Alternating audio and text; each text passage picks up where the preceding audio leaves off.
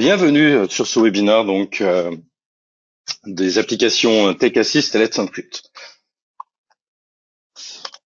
Donc on va commencer déjà par Tech Assist. Tech Assist, qu'est-ce que c'est? Donc c'est une application qui a été créée en collaboration, on va dire, avec le service technique d'Innovaphone pour pouvoir répondre à un besoin, c'est-à-dire ok, je fais une configuration et est-ce que dans ma configuration il y a des choses qui potentiellement ne peuvent pas forcément aller ou qui sont mal configurées, etc., etc.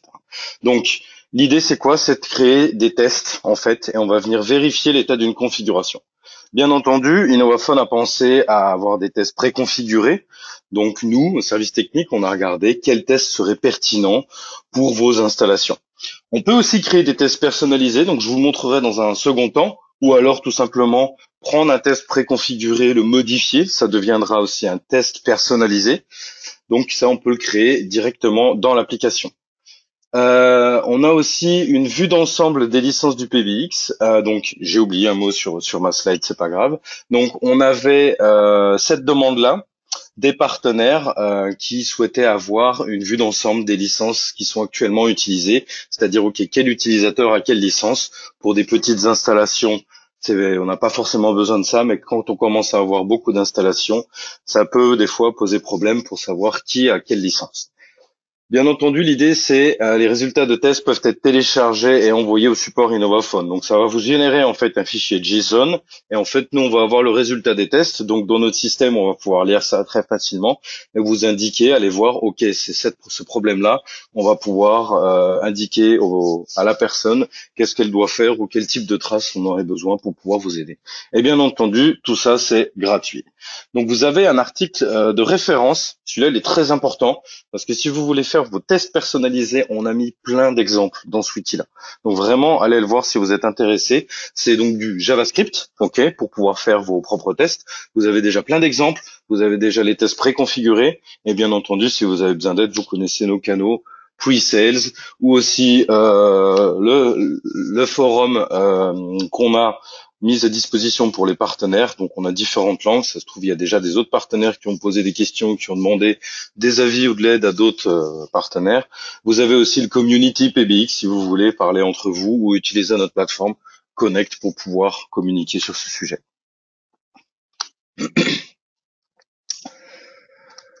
Donc, encore une fois, les articles wiki. Donc là, j'ai mis le deuxième en version plus courte, donc ça sera plus simple. Vous avez donc l'article de concept et l'autre qui vous explique le PBX Manager, c'est-à-dire le module de configuration.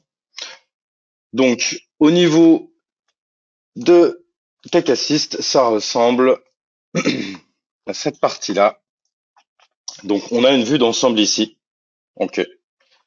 On va avoir les différents tests réussis, les tests qui ont échoué, les tests en attente. Donc, par défaut, on a en fait une batterie de tests complète. Donc, vous voyez, tous ceux qui sont verts, c'est ceux qui sont OK. Bien entendu, l'application est en français, mais pour des raisons volontaires, nous avons laissé en fait les messages ici en anglais, OK, pour que ce soit compréhensible aussi par tous les collègues du service technique quand on a le contenu qui est envoyé pour le ticket support. OK, on peut le relancer ou directement l'exclure. Donc ça veut dire OK, si je veux voir si les CDR sont bons, je peux très bien désactiver ce test. Et quand je désactive ce test, il se retrouve en bas. Si je veux réactiver le test, tout simple, il faut que je appuie sur le bouton et le test repart ici dans la liste. OK. Donc là, on voit par exemple qu'il y a deux erreurs. OK. Donc il y a une app qui est pas connectée, ok, puis il y a un problème dans la configuration du PBX. Donc l'avantage ici, c'est que vous voyez en fait ce que vous devez faire, et on vous donne aussi des informations, un lien wiki, là où vous pouvez retrouver encore plus d'informations. Et si vous cliquez en fait sur l'adresse MAC directement ici, donc vous voyez quel système est impacté, vous allez tomber directement, en fait, ça va vous ouvrir Devices directement dans le boîtier sur lequel il faut faire des modifications. Et là, dans le second cas, vous voyez ici que c'est un objet app qui est pas connecté et on voit le nom de l'objet app. Ok. Par exemple, si je prends un autre système où j'ai créé différentes erreurs, ici, je vais avoir un petit peu plus d'erreurs. Par exemple, mon interface SIP qui est pas connectée, je vais voir tout de suite ici, OK, SIP interface is down. Donc là, je sais qu'il faut que j'aille dans mon PBX ici, IP411, sous l'onglet Gateway pour voir ce qui se passe. OK. Ici, par exemple, un cas que j'aime bien. Par exemple, si le nom H323, donc le champ name d'un utilisateur commence par un point, ce qui est interdit, vous allez avoir, et même dangereux, vous allez avoir en fait ici l'information complète, quel utilisateur est concerné. C'est ça qui est vachement bien dans ces tests, c'est que en fonction des résultats retournés, des erreurs, vous allez vraiment pouvoir cibler là où il y a le problème. Ok. Par exemple, au niveau des licences, c'est pareil. On voit que Jérémy, ici, il n'a pas de licence UC. Donc, par défaut, l'install me met une licence UC avec le template config user. Et là, sur ce système-là, bien entendu, je n'ai pas de licence. Donc, du coup, ça me dit qu'il y a des problèmes de licence. OK. Je retourne rapidement sur mon autre système pour vous montrer. En fait, ici, j'ai créé un test personnalisé. En fait, c'est exactement la même chose que la gestion des buffers CDR. Ce que je voulais faire ici, moi, c'était changer l'intervalle. Vous voyez ici, on a un intervalle de 10 minutes. Ça veut dire quoi? Ça veut dire que toutes les 10 minutes, le test, en fait, va être réalisé. Donc moi, ce que je voulais, c'est le descendre à 5 minutes. Donc comment je fais? Ben, je vais aller dans le menu Ajouter un nouveau test. Ok. Je vais sélectionner tout simplement mon test ici que je veux modifier. Je vais le charger une fois que j'ai sélectionné. Ensuite, je peux changer, par exemple ici, en 1 minute. Je vais en prendre un. Voilà. Et une fois que j'ai fait ça, tout simplement, je peux sauvegarder le test directement. OK? Et quand j'ai sauvegardé le test, je vais le retrouver ici dans mes tests custom. OK? Et là, je peux regarder ici, j'ai bien mon test. Donc quand je le charge, j'ai bien 1 minute de rafraîchissement de test. Donc ça veut dire qu'il sera performé toutes les 1 minute. Et ensuite, si je veux l'exécuter, eh ben, je vais rester dans ce menu-là et je vais cliquer sur exécuter le test. OK? Il va être envoyé du coup dans ma liste de tests à gérer. Et là, si je regarde ici, je vais avoir récemment celui qui est en tête de liste, c'est le dernier qui a été fait, mon custom test qui a été justement exécuté maintenant. Et vous pouvez voir, à partir du moment où j'ai cliqué, il s'est exécuté à 9h30. Donc voilà comment vous pouvez gérer vos différents tests. Et si vous avez, par exemple, corrigé une erreur, vous pouvez réexécuter le test qui a échoué, pas de souci. Si vous voulez vraiment tout refaire, vous avez un bouton ici, tout exécuter, et là, ça va vous relancer la série de tests. Alors, c'est ce que je disais. Attention à la récurrence. Hein. Vous vous doutez bien que si on vient requêter plein de fois le système toutes les minutes, ça peut consommer un certain montant de ressources. On va passer à la vue d'ensemble des licences. Donc là, en fait, on va lister tous les éléments du PBX. En orange, on va voir en fait les modèles de configuration ou dit template. Ok, c'est pour les différencier du reste des utilisateurs. Je vais pouvoir filtrer en fait. Et là, je vais pouvoir voir les différentes licences. Donc le tableau, il vous affiche les licences qui sont chargées dans le système. Donc dans mon système ici actuel, j'ai des licences UC, j'ai des licences InnovaPhone Working, donc notre Working App, le gestionnaire de temps, InnovaPhone Recorder, donc j'ai des licences d'enregistrement et j'ai une licence vidéo. Ok. Donc c'est pour ça que j'ai que ces champs-là qui sont affichés. Et si je recherche par exemple Jérémy, donc c'est mon nom court, JBI. Ok, je vais voir ici à chaque fois qu'il y a une croix. Ok, Jérémy, il a une licence working, il a une licence recording, c'est tout. Et ensuite, ce que je peux faire, c'est dire ok, je veux voir uniquement les utilisateurs qui ont une licence working, par exemple. Donc là, je vais voir que ok, apparemment, la licence working, elle doit être très certainement distribuée par un template. Et ce template-là, il est très certainement appliqué à plusieurs utilisateurs, donc les 3 utilisateurs qui sont listés là. Donc ça, c'est vachement bien si vous voulez vraiment retrouver, surtout les licences statiques. Donc quand vous cochez la case pour assigner la licence à un utilisateur à l'aide du PBX Manager, donc avec le module template, et que vous vous souvenez plus, ok, sur quel utilisateur ou sur quel template j'ai mis la licence, bah là vous pouvez très vite retrouver donc les utilisateurs qui ont les différentes licences. Okay. Donc une petite aparté aussi, en bas à gauche, vous avez un bouton expert. Et le bouton expert, c'est ce qui vous permet d'accéder ici à ajouter un nouveau test, au menu ajouter un nouveau test. Okay. Les paramètres, ça c'est si on veut par exemple dans des grosses installations exclure certaines adresses MAC, notamment des postes IP, on va peut-être pas tester tous les tests sur toute l'intégralité du système, on veut peut-être juste tester les gateways par exemple. Donc là on peut renseigner les différentes adresses MAC. Donc bien entendu à terme ça ce sera revu au niveau interface graphique par rapport à pour pouvoir rajouter de façon plus simple. Et la partie diagnostic que je laisse de côté, c'est si vous avez des soucis avec l'application, si le service technique InnovaPhone vous demande des informations, vous pouvez voir en fait les états directs de Tech Assist. Donc, est-ce que Tech Assist communique bien avec Devices API? Ben oui, il en a besoin pour aller requêter les différents équipements. Donc, c'est à travers de connexions WebSocket que tous les tests vont être envoyés. Donc, le domaine de l'équipement, on va avoir tout un tas d'informations qui vont être nécessaires euh, si jamais vous avez des soucis. Donc, ça, que je dirais, c'est la partie diagnostic. Vous en avez pas forcément besoin lorsque vous exécutez vos tests. Vous allez vous concentrer vraiment sur la grande partie test euh, pour pouvoir faire ce que vous avez besoin de faire. Donc ça, c'est plutôt bien au niveau de cette application, je trouve, parce que si vous avez fait une installation et que vous n'êtes pas sûr de certaines configurations, vous pouvez utiliser Tech Assist pour, bien entendu, vérifier la configuration. Donc, au niveau des prérequis et limitations, donc version de la plateforme de préférence à jour, donc à la dernière version 11 000.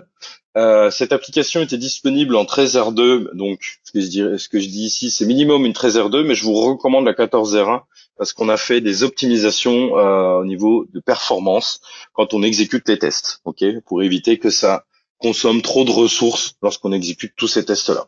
Okay. Les limitations entre guillemets, donc c'est ce que je vous ai dit pendant ma démo live, donc les résultats de tests qui sont volontairement en anglais, ok, et les éditions des tests de base sont enregistrées dans vos tests custom et n'écrasent pas en fait les tests qui sont par défaut configurés.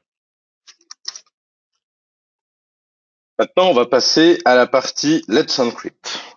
Donc, Let's Encrypt, c'est quoi? C'est une autorité de certification qui vous permet d'avoir des certificats SAN, en l'occurrence avec nous, gratuits. Donc, je le rappelle, un certificat donc en informatique, c'est payant. Ok, vous avez des autorités de certification. Vous pouvez acheter vos certificats. Et qu'est-ce qu'on certifie?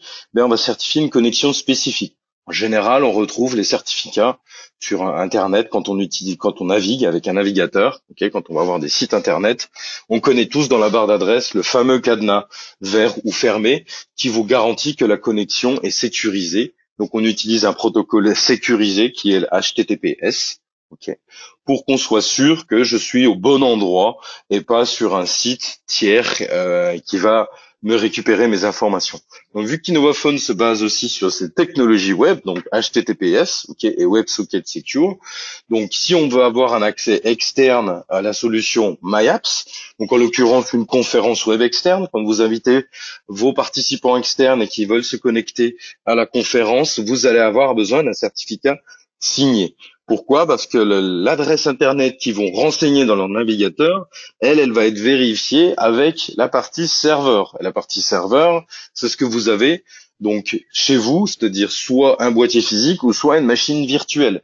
Et elle a un petit nom aussi. Et ce petit nom par défaut, c'est son adresse MAC. Donc si on envoie par exemple un nom spécifique dans ma barre d'adresse et qui ne correspond pas au nom du boîtier, qui est en l'occurrence par défaut une adresse MAC, vous allez avoir une erreur, une alerte de sécurité qui vous dit attention, j'ai pas pu vérifier tous les points pour authentifier la connexion vers cette ressource dite serveur, dite InnovaPhone. Donc c'est pour ça qu'on a besoin maintenant d'avoir des certificats signés pour que tout soit vert, entre guillemets, dans votre navigateur web. Sur notre client MyApps, nous, on a fait notre petite sauce, c'est pas un problème, mais c'est surtout pour les participants externes, pour éviter d'avoir ces erreurs. Et aussi pour vos collaborateurs, si vous êtes en dehors du bureau, peu importe, vous n'avez pas MyApps installé et que vous l'utilisez avec un navigateur, vous avez peut-être pas envie d'avoir ces alertes de sécurité à chaque fois que vous vous connectez. Donc c'est pas grand-chose, mais c'est quand même assez ennuyeux.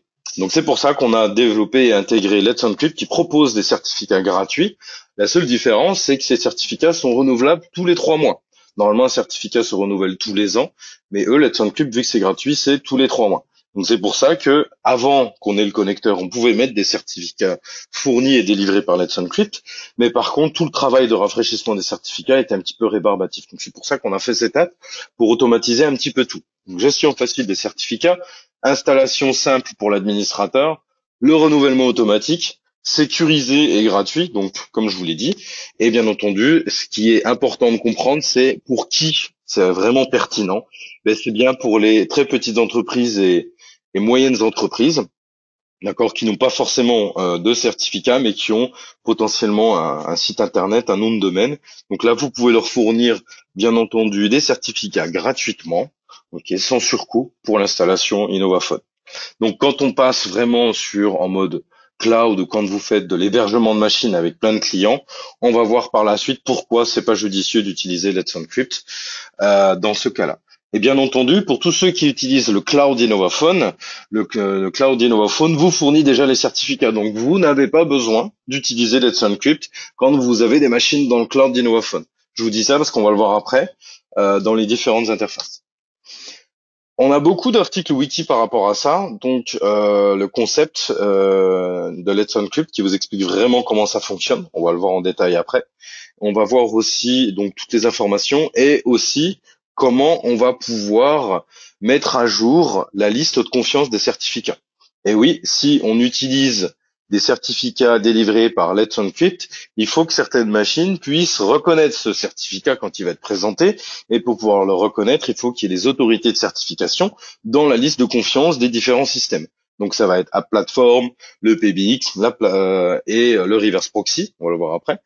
Donc c'est très important. L'idée c'est que vous n'allez pas vous faire à la main un upload sur tous les boîtiers. On a aussi ajouté une fonctionnalité, une nouvelle catégorie appareil dans Devices App qui va permettre d'automatiser le rafraîchissement de la liste de confiance des boîtiers Innovaphone. Et ça va vous être utile aussi pour d'autres certificats que vous utilisez pour certains services Innovaphone.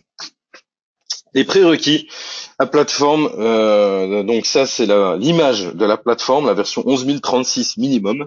D'accord. Donc la première chose à faire, c'est de mettre à jour votre app plateforme. Donc quand vous allez sur l'App Manager, vous avez un petit bouton Update. Ça va mettre à jour l'image de la plateforme. Firmware version 14 au minimum, parce que ça arrivait en V14. Ok. L'app Connector for Let's Encrypt d'installer. Donc vous pouvez l'installer pendant avec l'installeur au tout début. Donc l'installation initiale vous propose maintenant d'installer Let's Encrypt pour vous. Des DNS fonctionnels pointant sur l'IP public vous appartenant. Donc, ça veut dire quoi? Ça veut dire, j'ai un nom de domaine, c'est le nom de mon site internet, peu importe ce que j'utilise. Derrière, je vais avoir un sous-domaine pour, par exemple, pbx.mondomaine.com et apps.mondomaine.com. Et ce domaine-là va être rattaché à une adresse IP publique. Donc, vous allez avoir votre hébergeur, une interface, peu importe, et vous allez dire, OK, je veux faire un A-records de ce nom-là sur cette adresse IP. Et cette adresse IP publique, il est important qu'elle soit utilisée par le système Innovaphone. Et oui, bien entendu, pour pouvoir faire cette demande automatisée de certificat, il faut que Let's Encrypt, lui, fasse des checks pour être sûr que, ah, ok, est-ce que c'est bien le domaine de Jérémy qui me demande réellement un certificat? Donc, on va avoir différents critères pour pouvoir vérifier ça, qui sont indépendants de nous, qui sont de Let's Encrypt. C'est pour ça que le reverse proxy, on va le voir ensuite pourquoi il faut utiliser un reverse proxy, et bien entendu, il utilise cette adresse IP publique et qu'il ait le port HTTP aussi sur Internet disponible. Pourquoi? Parce que la demande de certificat donc chez Let's Encrypt, la première demande initiale avec le token, va fonctionner uniquement en HTTP.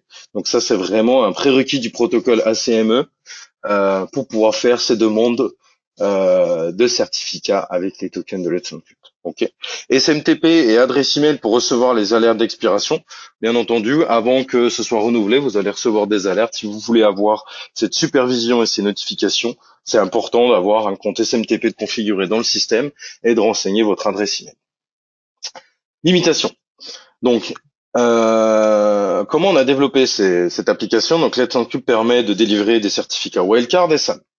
Nous, on est parti sur le SAN parce que le wildcard, c'est une procédure qui est un peu plus complexe et qui nécessiterait d'avoir aussi des relations ou de demander des choses à votre opérateur ou celui qui vous délivre en fait les noms de domaine. Donc, on est parti sur les certificats SAN, donc sans nom de domaine supporté par Let's Encrypt. Donc, les certificats SAN, on va avoir dans le certificat un premier CN qui est le Common Name, ok. Et ensuite, on va avoir des noms DNS qui seront rattachés à ce Common Name. Ça veut dire quoi? Ça veut dire que, ok, quand j'ai apps.mondomaine.com et derrière, je vais avoir plein de noms de DNS pour accéder au nom, à l'IPBX, donc pbx.mondomdomaine.com, pour accéder au serveur town, etc., etc. Ben, ça, ce sera listé, en fait, tout simplement, dans le certificat.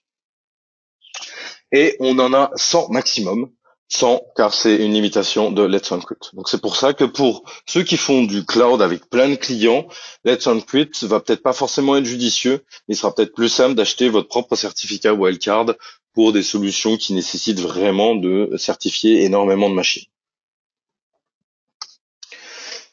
Comment ça fonctionne dans le détail? Alors très rapidement, je ne veux pas vous faire un cours détaillé sur tout le tout le fonctionnement. Donc, on a en 3 étapes. En fait, on va avoir directement un service qui tourne sur la plateforme, ok, en bas à droite, et on va avoir tous les systèmes qui ont besoin d'un certificat qui vont envoyer déjà au travers d'une connexion WebSocket, une demande de certificat avec leur nom de domaine, de dire, moi, la gateway, c'est pbx.domaine.com. Il me faut un certificat qui signe ce nom-là. Ok. Ensuite, on va avoir aussi le reverse proxy, donc qui est la pièce maîtresse d'entrée, qui va dire, ok, il faut qu'il y ait pbx.domaine.com et ap.domaine.com. Donc, on va voir que le reverse proxy détiendra tous les noms de domaine qui seront utilisés par le système. C'est pour ça qu'on le retrouve 2 fois, même si c'est pas son nom réel. Pourquoi je le rappelle? Parce que quand on va venir envoyer une connexion au travers du reverse proxy, lui, il va rediriger la connexion en fonction de sa liste de hostname. Et il va aussi faire quoi? Vérifier l'authenticité de la connexion, donc si elle est bien sécurisée, et il va avoir besoin de toutes ces notions de certificat, de nom de domaine, pour pouvoir faire toutes ces vérifications. Une fois qu'on a fait toutes ces demandes-là, donc Let's Encrypt aussi pareil, au niveau de la plateforme, elle a besoin de demander un certificat. On va voir pourquoi aussi, dans un second temps.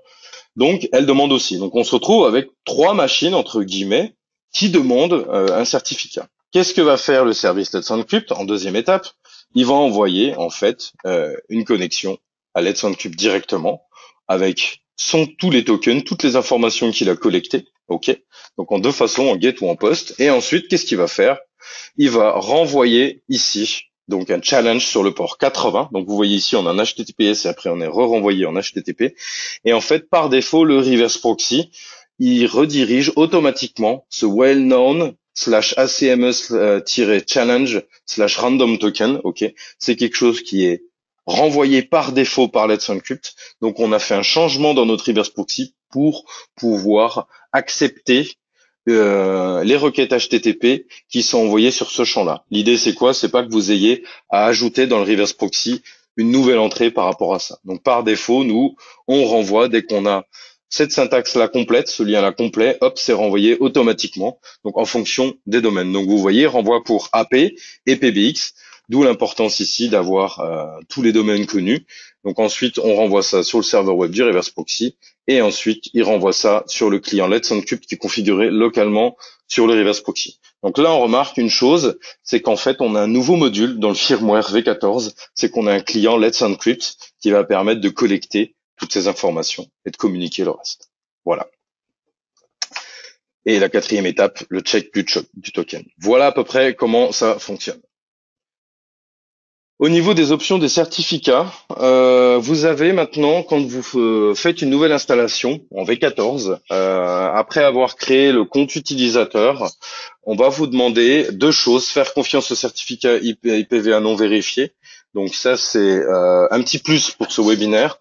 Les IPv4, maintenant, quand on récupère un certificat délivré par Innovaphone, donc quand vous ajoutez l'adresse MAC de l'IPv4 sur votre portail My Innovaphone et que vous demandez un certificat signé par Innovaphone pour la machine IPv4, car par défaut, les IPv4 n'ont pas d'autorité de certification, vu que c'est une adresse MAC aléatoirement générée, il a un certificat qui self-sign certificate, donc qui est signé par lui-même, par la machine, elle se le génère elle-même, entre guillemets. Donc maintenant, ce qu'on a fait, c'est qu'on a dit, OK, quand on délivre un certificat pour une machine IPv4, c'est plus le Innovaphone Device Certification Authority, mais ça va être le Unknown Certification Authority. Donc on a dissocié l'autorité qui délivre des certificats pour des machines physiques et pour des machines virtuelles. Donc c'est pour ça que vous avez cette nouvelle option. Ça n'a rien à voir entre guillemets avec Let's Encrypt, mais c'est la gestion des certificats. Et quand on fait activer Let's Encrypt, vous voyez, vous avez par défaut ce menu-là qui arrive. Donc vous avez le lien par défaut, donc ACME pour les demandes de certificats, et il faut être d'accord avec l'accord de participation de Let's Encrypt. Donc pour utiliser les services Let's Encrypt, vous êtes obligé d'être OK avec les conditions d'utilisation de Let's Encrypt. C'est pour ça que vous avez un petit bouton où vous pouvez cliquer. L'adresse mail pour les reminders, OK. La longueur de clé. Alors faites attention de ne pas mettre une longueur de clé trop grosse. Vous allez voir ici un petit graphique performance sécurité. Donc plus la clé va être longue, plus ce sera sécurisé, plus ça va consommer de ressources.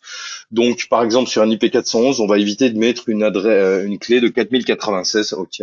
On essaie de rester sur du 2048 ou 3096 au maximum. Okay. Sinon, ça peut dégrader les performances du système et ça peut impacter bien entendu la VoIP, le temps réel. Vous avez bien entendu dans le menu d'install à droite tout le descriptif ici. OK. Alors ici, on vous dit que le port 80 et le chemin well-known doivent être accessibles. Donc ça, c'est au travers du reverse proxy depuis Internet. C'est pour ça qu'on préfère et on privilégie donc d'utiliser Let's Encrypt avec un reverse proxy. Et le plus simple, c'est d'avoir une machine dédiée qui fait que ça, reverse proxy et aussi Let's Encrypt par le même biais. Donc, le module Let's Encrypt, chaque machine qui demande un certificat doit avoir son module Let's Encrypt activé. Donc, en bas à gauche, j'ai mon PBX. Donc, j'ai le module Let's Encrypt ici par défaut. Donc, quand j'ai cliqué dans l'installation Active Let's Encrypt, ça m'a installé tout le service d'application dans mon app plateforme et ça m'a configuré dans mon app plateforme et dans mon PBX déjà le module client Let's Encrypt. Donc, qu'est-ce que je configure là? Je configure le nom de domaine de la machine. Ah, ok, ça c'est le PBX. Ça va être, alors là c'est un exemple. Bien entendu, dans la vraie vie, ça ne marcherait pas. Il faudrait que j'achète ce nom de domaine ip411.local pour que ça fonctionne. C'était juste pour mes petites copies d'écran pour le webinaire. Donc là, cette machine, elle s'appelle pbx.ip411.local. Ok. Et la plateforme, elle s'appelle apps.ip411.local. Ok, parfait. Très bien. Et là, je vais regarder quoi? Dans le reverse proxy, c'est lui qui va recevoir les retours de Let's Encrypt, ok, avec toutes les informations. Et après, il va donc le retour avec le token. Et le token ensuite, il va être utilisé entre le module reverse proxy et le module Let's Encrypt ici, et il va vérifier ce token. C'est pour voir l'authenticité donc de la connexion et de la demande, pour voir ok, j'ai reçu une confirmation de Let's Encrypt pour ces domaines-là. Donc il va dire ok, il va voir. Donc le premier, c'est toujours celui de la plateforme apps.ip411.local. Et après, j'en ai mis d'autres, par exemple, donc on retrouve le PBX. Et ensuite, on va voir autre domaine, turn, etc., etc. On imagine derrière que j'ai d'autres machines, donc un deuxième client sous le même nom de domaine, mais avec un host, avec un sous-domaine différent. Donc là, lui, le reverse proxy, il aura besoin de connaître tous ces noms de domaine. Pourquoi?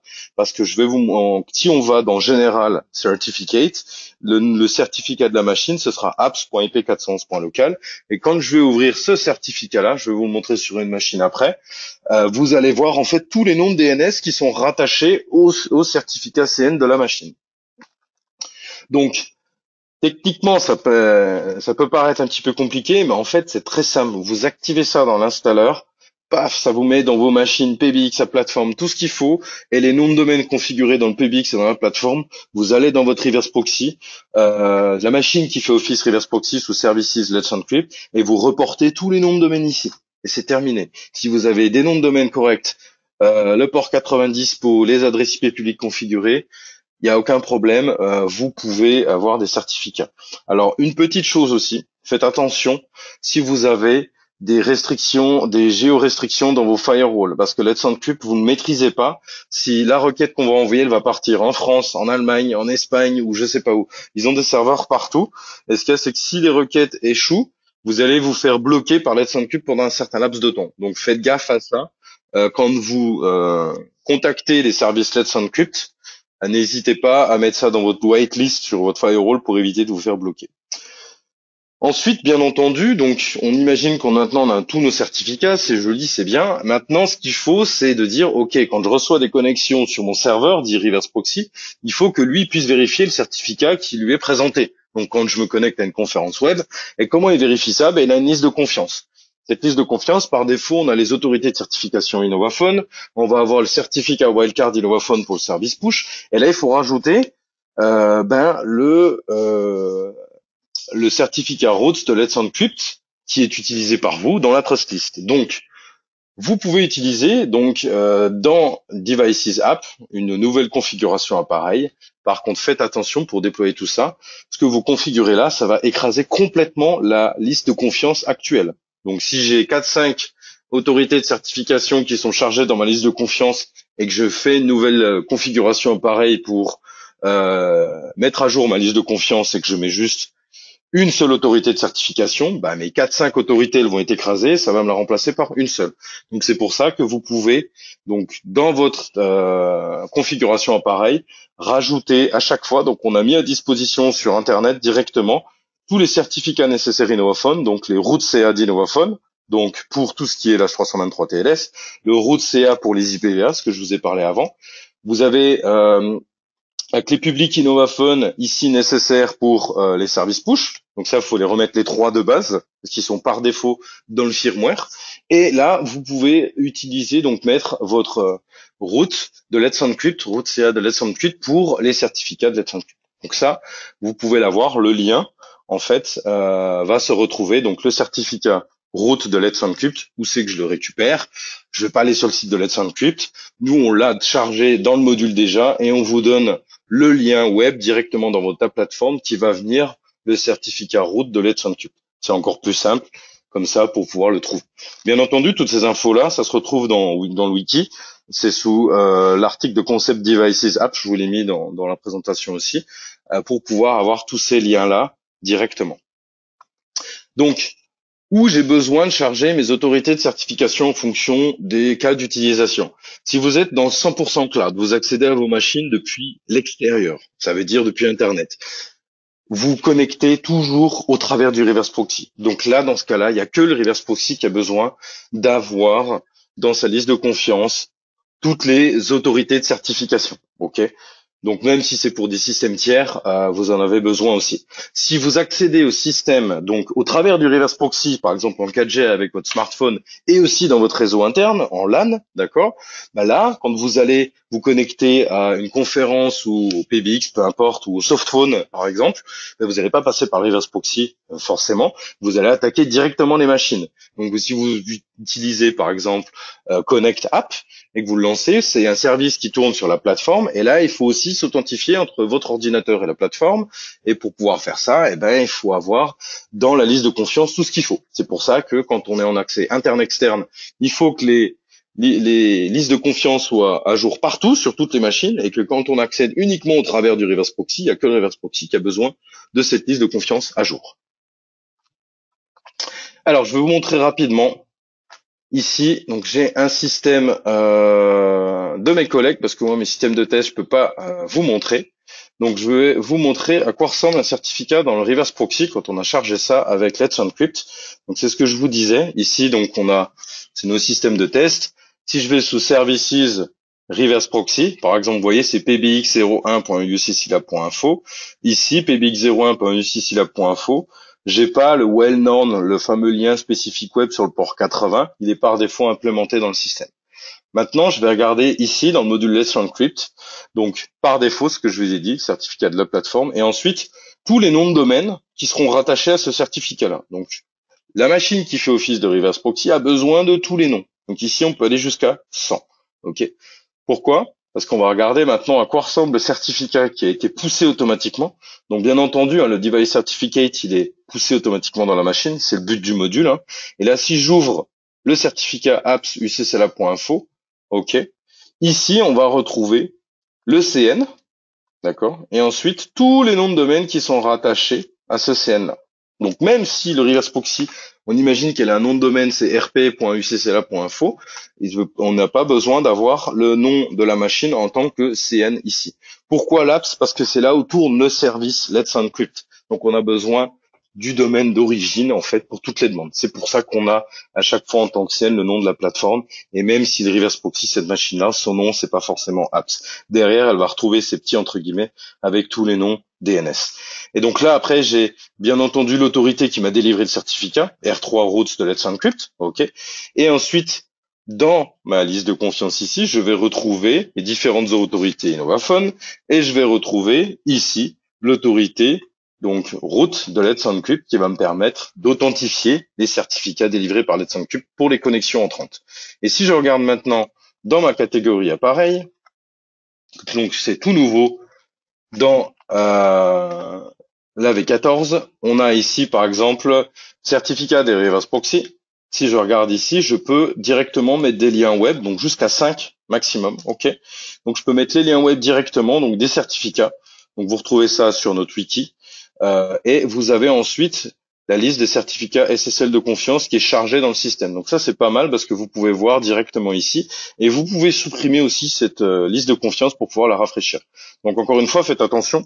Si vous rajoutez l'autorité de certification root de Let's Encrypt dans votre liste de confiance, grâce à cette nouvelle configuration pareil, pensez aussi à remettre celle d'InnovaPhone. Et donc ça, c'est très simple, un simple lien web, on n'a pas besoin de charger à la main. Lui, il va lire. Et à chaque système, donc si un téléphone vient ou peu importe une gateway vient se connecter sur devices, hop, elle va récupérer sa configuration appareil. Une dernière petite chose aussi que je voulais vous montrer, c'est au niveau de la plateforme, on retrouve ici exactement, donc si je prends la machine à plateforme, la plateforme, comme on peut le voir, elle a que son propre nom de domaine. Ok. Et aussi ici, c'est vachement bien maintenant, on va pouvoir voir les certificats chargés de la plateforme avec la nouvelle interface de notre manager dans le système. Avant, c'était pas possible. On pouvait uploader au format PEM des certificats. Maintenant, on n'a plus besoin d'utiliser ça. On peut utiliser la configuration appareil. Et en plus, on peut voir les certificats chargés ici et on peut même les télécharger. Donc ça, c'est plutôt sympa en termes d'amélioration.